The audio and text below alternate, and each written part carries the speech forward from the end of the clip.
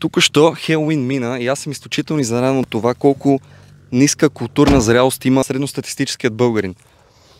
Сериозни обиди по празникът, както и по хората, които, видиш ли, ако го празнуват, значи са изключително глупави, а празникът сам по себе си бил американски, бил сатанистки, по този начин празнували злото и почитали злото. Нищо подобно. Всичко това звучи ли ви като позиция на едни зрели и информирани хора? На мен лично не. Според мен всеки има право да не харесва Хелоуин и да изрази своята негативна позиция по темата, но това по-скоро би звучало като аз не празнувам Хелоуин, защото предпочитам нашите традиции, но нямам нищо против другите хора да се забавляват. Още по-лошото е, че тази анти-Хелоуин вълна се пробутва и като патриотична такава. Нали, видиш ли, ние трябва да си празнуваме само нашите празници, да почитаме нашите традиции.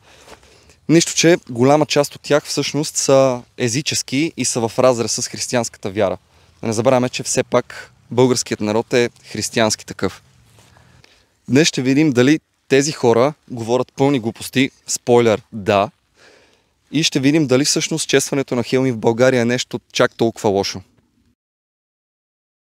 Хелоуин всъщност не е американски празник. Той произлиза от келтският празник Самайн, който на времето келтите отбелязвали края на реколтата и началото на зимата с този празник. Вярвало се, че на този ден границата между световете се разминава и духовете могат да преминат в нашия свят. По-късно с християнизацията църквата налага денят на Всеи светии или All Hallows Eve, от което идва името Хелоуин.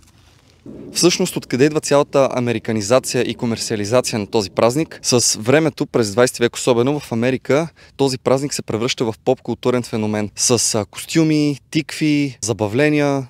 Това, което се празнува днес по света, е именно комерциалната и забавната част, без езическата или религиозната тежест. Тоест, хората, които честват този празник, не поклонничат на някакви духове, а просто се забавляват.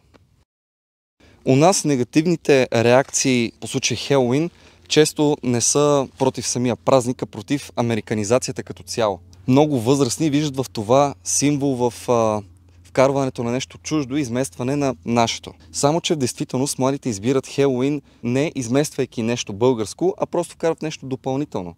Защото търсят израз на креативност, общуване и забавление. Една зряла култура не се страхува от чужди елементи, защото знае кои са нейните корени. Това, което празнуваме днес, е нещо напълно безобидно. Вечер на въображението, маски, костюми, творчество и социализация. Малките деца се забавляват, възрастните се шегуват, а улиците се оживяват. Това даже не е точно празник, а е по-скоро социално и културно събитие.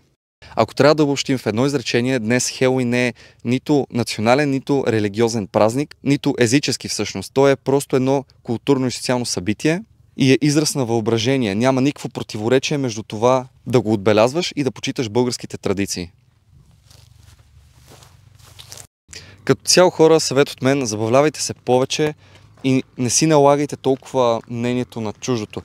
Дори някой да не харесва Хелоуин, не е нужда да го убеждавате как, видиш ли, това е кой знае каква забава, кой знае какъв празник и той трябва да го празнува.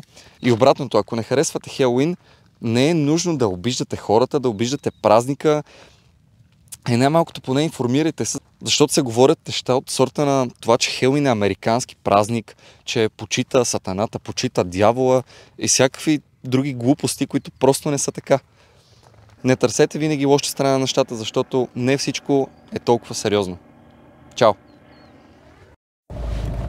Сега ще си дълбаем ли тиква? Не.